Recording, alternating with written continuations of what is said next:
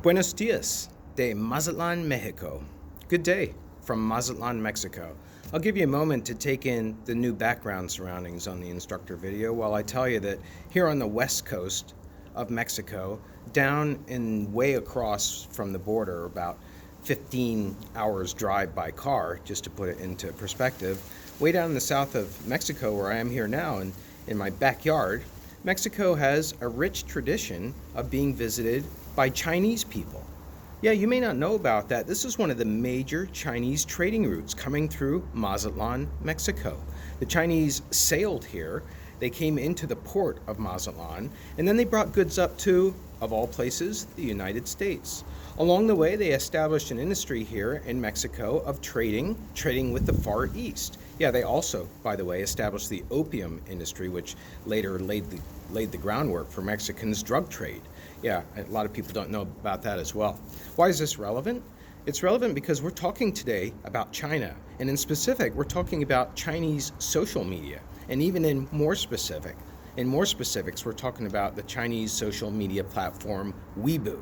So we're going to continue on with what we started last time, which was a talk about Twitter, because both Twitter and Weibo are micro-blogging social media platforms. They're both micro-blogging social media platforms, short messages, scrolling very quickly, the most recent replacing the top one and pushing the rest down, and also being able to see the context and the communication between the contexts. That's all part of micro-blogging.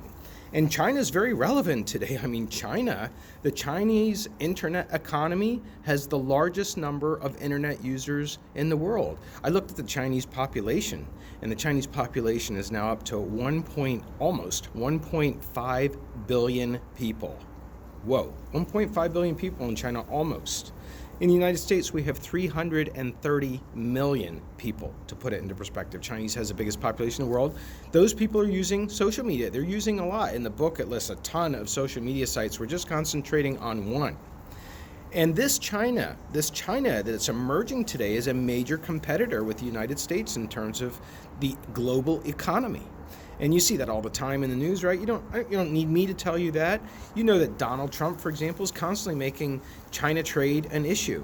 And that's because China's biggest importer of Chinese exported goods. I hope I didn't mess that up. The Chinese sending goods out of the country. Where do they go to the most?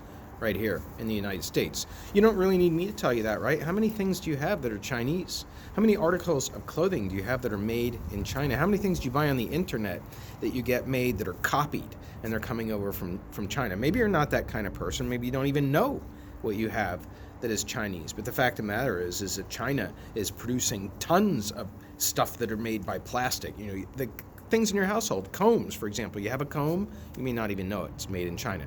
And that's also true for our social media devices, I should say, that the things that are made to communicate social media, cell phones. And we'll talk a little bit about that later on in the class. I'm trying to make the point here that the Chinese internet economy should not be ignored, even though it's a very, very exotic to us, very exotic culture, seems very esoteric. The alphabet it's not an alphabet, but we might think of it. The Chinese characters seems very foreign. Chinese people seem very, very different. It seems very politically, economically, socially different. It's hard to get access to that. You know, you have Chinese people at your university. I'm sure, do you really interact with them? Do you have a kind of interchange with them that helps you get to know Chinese culture? You know, I myself have been to China one time, been to Beijing, and been to Shanghai, Beijing being the capital, Shanghai having a monstrous university. City is 10 times the size of New York, maybe even bigger. Yeah, so I've had some experience in China, but still, we don't know much about China. That is not a reason not to study it in the context of its social media. And so that's what we're doing in this class as we continue on with the critical analysis, developing critical theory of social media. And the thing that we have to say that distinguishes Chinese social media most of all from the way that social media is done in the United States is that the state, and when we say the state, it doesn't mean like the state of Pennsylvania. It means like a combination of government and also the ruling party and the ideology all together wrapped up into one. The state plays the central role in what is called Chinese, believe it or not, capitalism. That's right, Chinese capitalism, or at least emerging capitalism. Or at least if you read the chapter, that's the question. Is China really today socialist? I mean, we think of it even as communist. That's kind of what our ideology of capitalism wants us to think of as China as communist. But the actual name of the party is the Socialist Party of Chinese Workers. And so it's a socialist economy, at least as the name, the moniker would have us believe. But is it? Because what's happened in China? We're going to examine that in the class today. Let's look at Chinese GDP, gross domestic product. That's a measure of the Chinese interchange with the rest of the world in terms of what it sells and what it takes in, and then how much money it's making or losing in some cases. And the Chinese GDP is growing, and it is on such an elevated status that it has been the main competitor to the United States in the last few years. And there actually was one year where the Chinese GDP went ahead of the United States when we were in a recession, but the U.S. has since been ahead. But you can see now, right, if China's our main competitor and we're pulling in all these goods that we're buying from them, you can see why China is such a big issue at a more global scale than maybe just how much it costs you to purchase a comb at CVS. So let's talk about what is emerging as Chinese capitalism. I don't know if you've thought about that. The Chinese is emerging as a country that has a new kind of capitalism. And it can be characterized by the following things. It's export-oriented. It's foreign direct investment, means that investment is coming from other countries and it's allowed into the country for certain things. We'll elaborate on that later. That it also has neoliberalism, meaning there should be some freedom to assemble, et cetera, but it has an authoritarian state that imposes limits on that. So there are ideas of neoliberalism in terms of freedom of movement of capital, which is to say marketplace demand and the making of money. But other areas, the production of certain kinds of content, like any content that criticizes the Chinese government, that's where the Chinese government says, oh no, that's not going to happen. So it's neoliberalism still, but it's within an authoritarianism state. And also it's got a low-wage economy. That's part of it. We'll elaborate on that. It's got industrialization that's taking place in China now. We already went through it in the 1800s, but China's going through it now. It's different from how we went through it.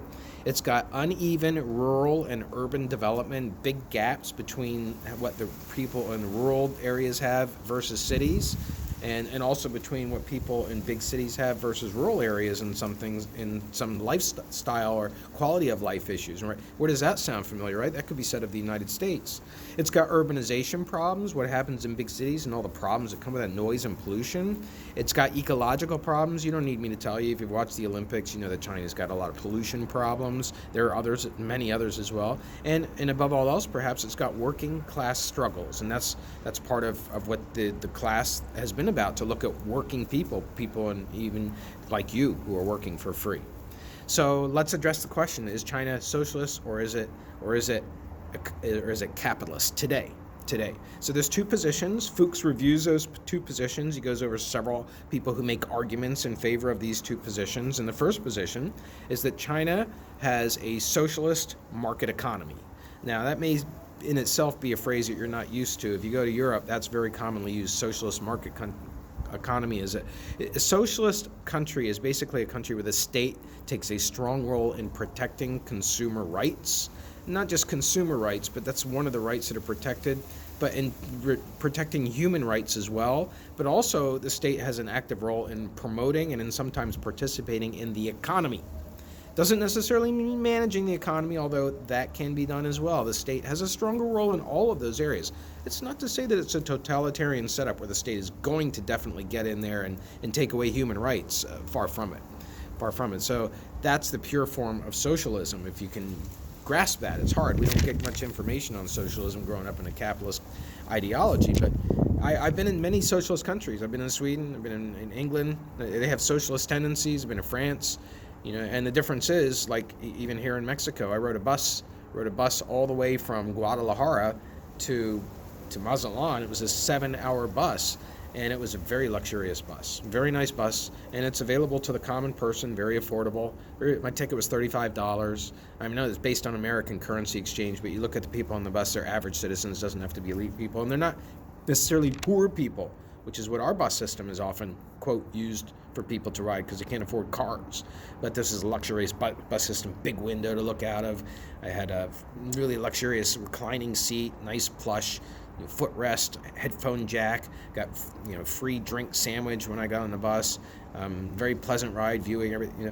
That is what a socialist country is capable of providing when the government plays an active role in saying, hey, We need to make sure that people who are traveling have access to decent and comfortable, and in some cases, aesthetically pleasing travel. So we're going to invest in that. We're going to invest in buses. I'm just trying to flesh out for some of you who have little experience with socialism what at least some of the ideal goals of it are, and that's to provide for people. So position number one is that China still has a socialist market economy. And one person, Sami Admin, he says that China is not capitalist. It's not capitalist today because of the private ownership of land is not as widespread as you have in true capitalist economies like the United States. You still have ownership of land. You can own land privately, but the government ultimately has the right to take that land in China, and most of the land is owned by the government or is owned by political cooperatives or some way an extension of the Communist Chinese Party. And that's not the case in the U.S. We have private ownership. We have put up big signs, private property, no trespassing. You can't even get down to a lake in Pennsylvania because somebody can own the land right up to the lake. We're not saying that that's owned by people, right? Very different kind of thinking in our country. So since China doesn't have that yet, it cannot really be capitalist. That's capitalism is based on the ownership of private property and all the rights and responsibilities and privileges, and also ways that it seals you off from society that provides. The next author, Giovanni Arrighi, he said that China is competing today because it gets foreign capital investment, and that capital investment is not going towards silly things like fueling consumption habits. It's going towards education, health, and self-management. That these are the major sectors, the major industries that China is allowing investment in coming. It's not just saying, hey, you can come in and buy anywhere. Here in the United States, there's a lot of complaints sometimes. Oh my God, all of Manhattan Beach in California is being bought up by Chinese. Well, that's a different kind of foreign direct investment, buying real estate, right? In this case, this author, Arrighi, he's saying that China is controlling that, and so it is not a capitalist economy. It's making sure that the money that's being generated, the capital accumulation, if you will, is going towards endeavors that are in the interests of all humans, not just profit-making endeavors. The last author in this, David Harvey, he says that the Chinese economy is a specific kind of authoritarianism. It's a specific kind of authoritarianism that is also neoliberalism at the same time. We're going to just keep developing that in this class. So hold that thought for a moment. All right, position two is that the Chinese economy is a peculiar form of capitalism, but it is nonetheless capitalism. And that what's really happening is it's right now in the process of abandoning socialism in the area of reform, but at the same time, it's still strengthening socialism in some ways to make it more relevant. It's still making it more relevant. There are anti-capitalism forces in China. There are anti-capitalism forces.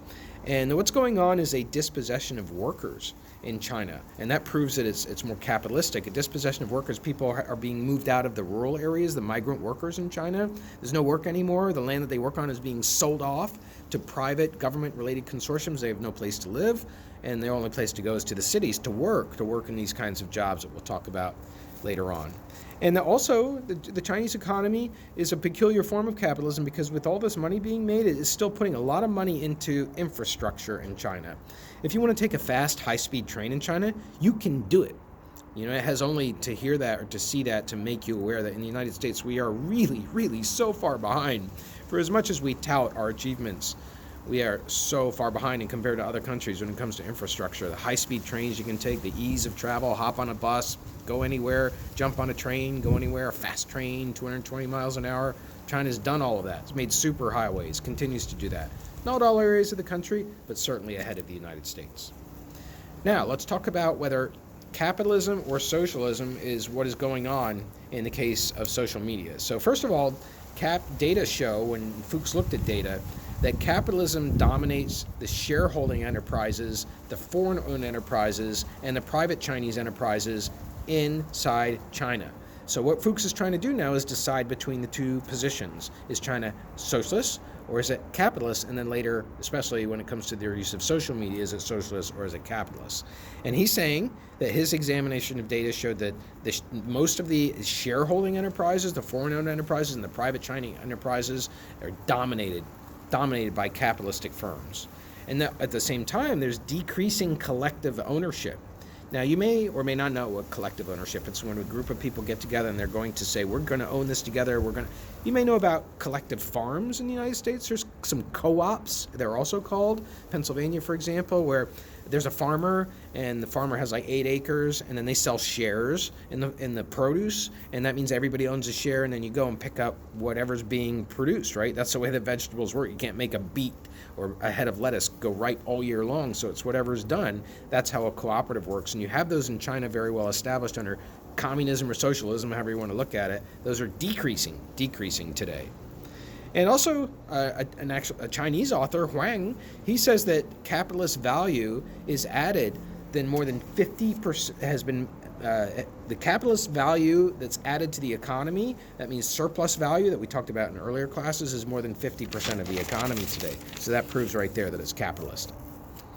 All right, now let's move on to some other authors and examine how they are sharpening China. What we're trying to do here is lay the groundwork so that you have an understanding of China. I mean, we don't just study how the social media is used in China. We got to get a grounding, a theoretical grounding. That's what critical theory does, as we've been doing in this class. So the next person we're going to take a look at, another Chinese researcher, Mingqi Li. She's talking about neoliberalism with Chinese characteristics as a crisis factor. Crisis was a concept we introduced earlier in the course. It has to do with a natural inherency to capitalism. It's going to go through crises. It's going to invite fluctuations, and lack of confidence behind these fluctuations is often a factor. And the author starts out by noting that global capitalism since the 1970s, which is not too long ago, has been volatile to crisis. You can have global recessions. That's often being talked about. That wasn't talked about before. It's talked about within country. That's since the 1990s, since the technologies have tied our countries together, including social media.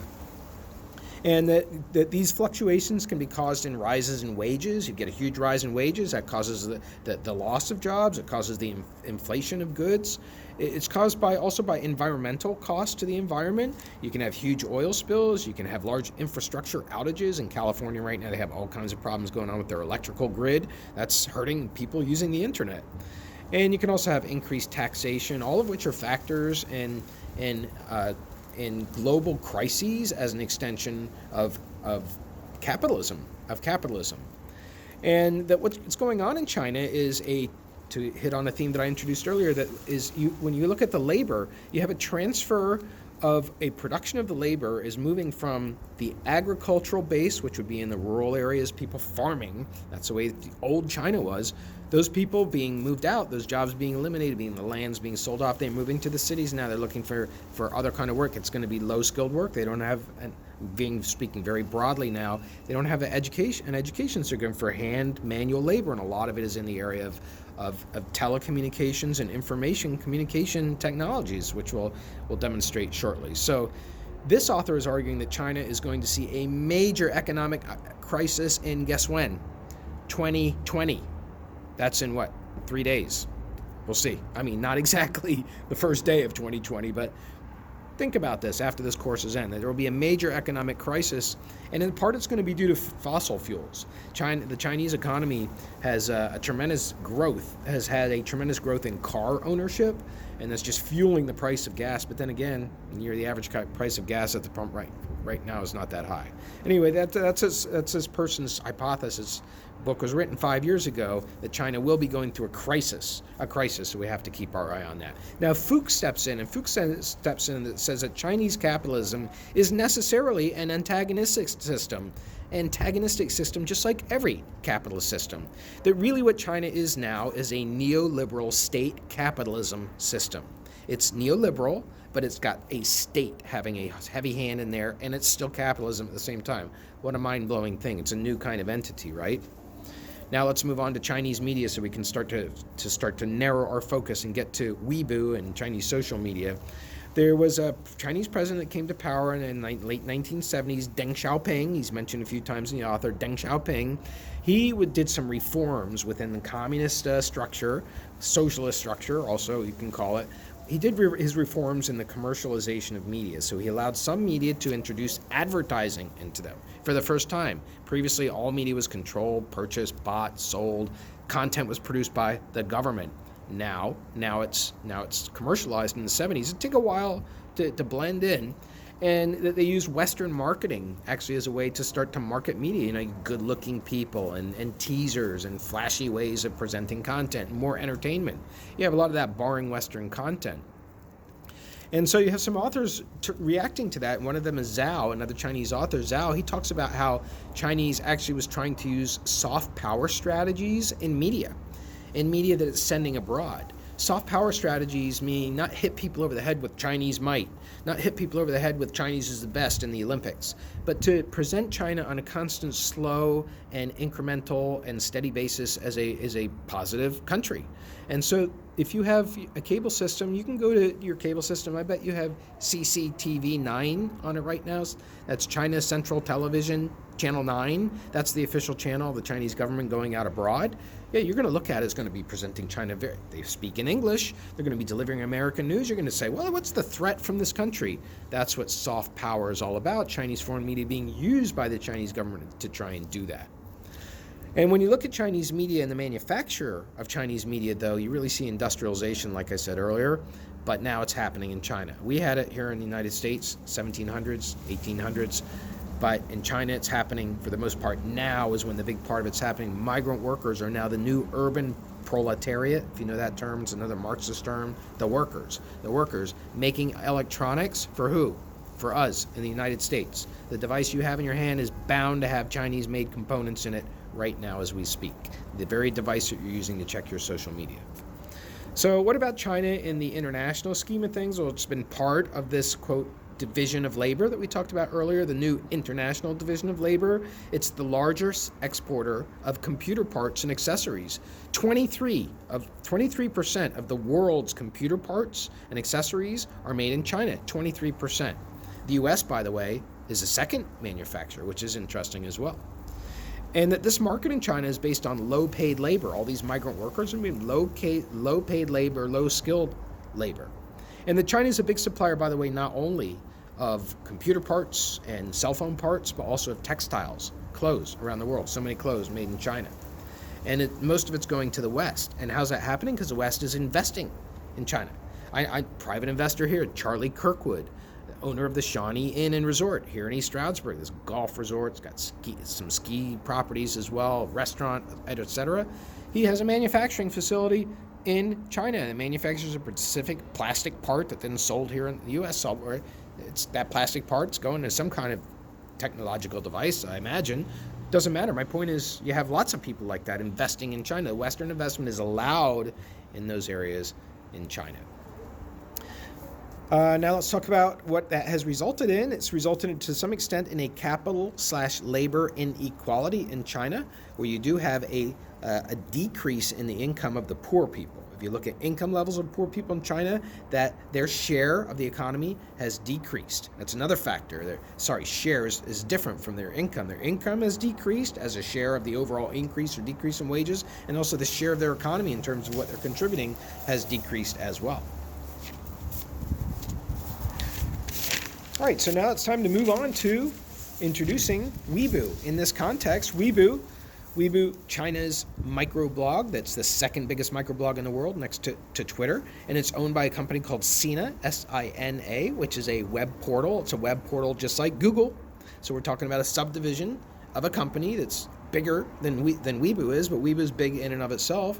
And this company, by the way, has had losses, just like Twitter had losses. The company of Sina had losses in 2010 and 2011, but then it restored it with profits in 2013 and 2014. So overall, Sina is a moneymaker, or at least it was up to 2014, or at least it's demonstrated it could make money, whereas Twitter and Weibo, which we're going to show you in a little bit, are way down.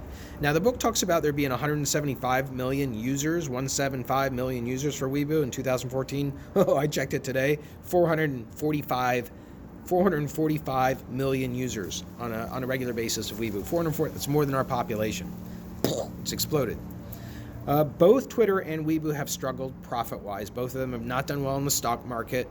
Both of them are target advertising-based firms. They result from selling mostly targeted advertising, but Weibo is making only 78.8% from its revenue on targeted advertising. The rest is coming from online gaming and some licensing, which is a little bit too complicated to explain right now. Fuchs makes the case that both Twitter and Weibo are high risk. They are high risk because they haven't made any money yet, and yet they're listed on the stock market. So anybody who is going to invest in those is taking not just a risk, but a very, very high risk. They haven't proven that they can make money yet. It's a feature of a capitalist system. And that the money-making model is not that great for either of those. We know already that users get 1 cent on average per click-through. That's sort of the average in advertising, 1 cent. That's how the model is. But in the microblog environment, because it moves so fast and the messages are so short and the attention span is so short of the user, you can answer that for the self if that's your case, if you're a big Twitter user, only every 1,000th ad gets clicked on. 1 every 1,000th ad gets clicked on. So that's an amazing. So to employ a critical political economy perspective here, as Fuchs does, it shows that the social media economy is highly financialized, a lot of investments coming out, but at the same time the investments are very, very insecure. There are many uncertainties, in other words, many uncertainties with advertising, capital accumulation models. That's Fuchs' point there. Now let's talk about ideologies that come through Weibo. Social media ideologies is a term we should be familiar with right now. We don't just look at things without trying to understand what the ideology is there. And we've looked before at privacy policies and terms of use policies. They're both different policies.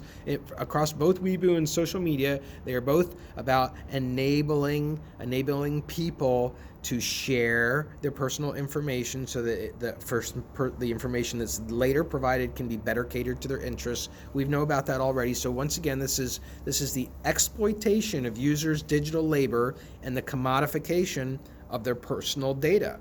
Because what's happening in the meantime in these privacy policies and the terms of service policies is positive euphemisms. You know what a euphemism is? It's saying something that's, much more scaled down about how things really are. It's like looking at a car accident and saying that's unfortunate. Might be more than unfortunate, might be tragic, might be catastrophic, right? So that's a euphemism. So the euphemism is that the data and the advertisements are masking the commodification. They are masking that. Every single day it's masked that you're working for free. Even right now, I'm still having a hard time convincing many of you probably that you are working not just for free, but working all the time for free for companies that are making a lot of money. You don't own any of it, and so that's what the Fuchs critique is all about. And now to continue that, let's return to this ideology of engaging, connecting, sharing. However you want to look at it, that's what social media is all about. We think about engaging, connecting, sharing. Those are all positive things. It enhances our quality of life. And it gives us transparency of society, that we can see more things that we saw before. And above all else, that social media empowers people. None of that can be denied. The point is not to say, hey, it's the opposite. That's not what we're doing here. We're saying, is it as it appears, or is it a euphemism? There is, in essence, a kind of universalist across the world, universalist, capitalist, social media ideology. That social media is really just enabling, empowering, helping people. It has so many benefits. But what is ignored is that in the context of capitalism, which most social media is that you get a class-divided society. You necessarily get a class-divided society. People who are exploited. And that creates a division of labor between the people who are being exploited and the people who are exploiting, who are exploiting. And that this ideology that comes with this global ideology of social media, it ignores the negative consequences of capitalism. It ignores the negative aspects of advertising and consumer culture.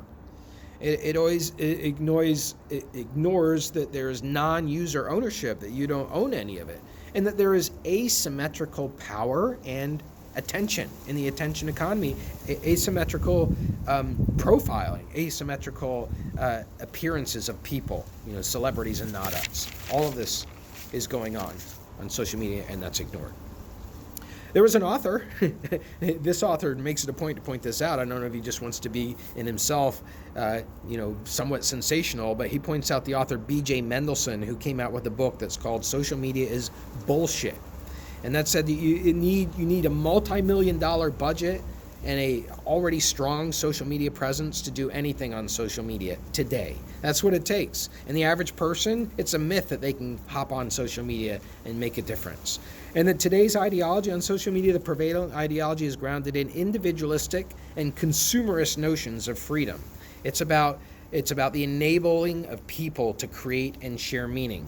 And that really what's happening is a reduction of the internet's freedom, the concept in and of itself, what we think of as freedom, is reducing it to freedom of individual expression and individual consumption and individual property. And that ultimately, and this is such a mind-blowing statement, you will not feel good when you hear this statement, that the World Wide Web is the biggest narcissistic and presentation machine in which users, quote, advertise themselves. It's the biggest narcissistic presentation machine which people advertise themselves all day long. Yeah, powerful. So China is accumulating, when Chinese people, when they use social media, one difference because of the state apparatus that's in play is Chinese people, they try to accumulate a reputation on social media in order to be employable. We're not doing that so much on our social media, although that's a dimension, but that's how Chinese people, for the most part, that's what they're thinking of when they're trying to be employable because of the disparity in the economy. And they're doing what we're also doing at the same time. We're trying to accumulate friends, followers, and our own reputation in the West. We're still trying to accumulate capital, if you will. And it was Edward Snowden who showed that the argument that the internet is politically free in the West while being controlled in China, these two opposite bad things happening that we just assume to be true, is not, it's silly, because both of them are controlled by economic and political power, the political economy. And so that's why China has many struggles, as the author rounds out the chapter today. It has the largest exploited working class in the world today, largely because of social media. And then the key to pursuing these struggles, as we will now start to move in the direction of this book so that we're not just criticizing, the key to pursuing struggles like China and like we have already established we have in our own country, according to Fuchs, working within the capitalist framework, the key is to pursuing struggles worldwide where digital workers are able to participate in cooperatives which are involving public spheres. Different terms that we've already considered in this class from a theoretical perspective that we will now be moving to more with a focus as to what actually can we replace all the stuff that we've been criticizing so far in this course. In the meantime, buenos dias once again, y que tenga buen día. Have a great day. Adios.